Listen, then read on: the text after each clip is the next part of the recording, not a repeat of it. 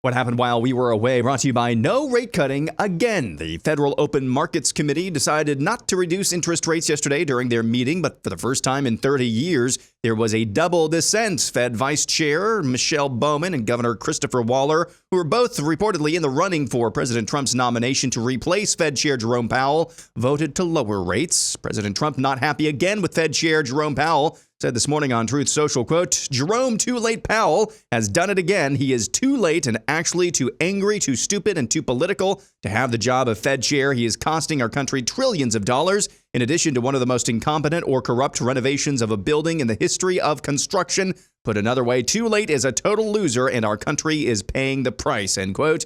President Trump also announced late last night a trade deal with South Korea that includes nearly $500 billion of investment into or purchases from the United States, 15% tariffs on imports from South Korea. There's a new effort in the Senate to enact a ban on stock trading for members of Congress. President Trump says people like Nancy Pelosi should be nervous. You know, Nancy Pelosi became rich by having inside information. She made a fortune with her husband, and I think that's disgraceful. Pelosi tells CNN, "What, me? Nervous?" Why do you have to read that? We're here to talk about the 60th anniversary of Medicaid. That's what I agreed to come to talk about. But I and wanted what that means in the election. I wanted to give you a chance just to respond. He accused you of insider trading. What's your response to that?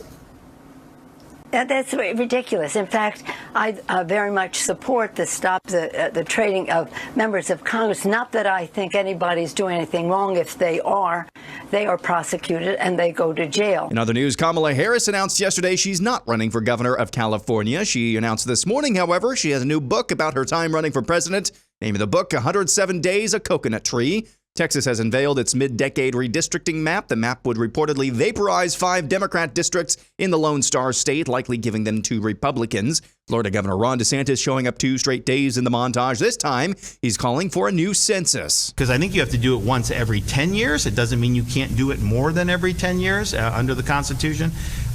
They should do it and count people that are legally allowed to be here. How many seats would California lose if you only counted lawful people, citizens? They would lose a lot of seats because they're a sanctuary state.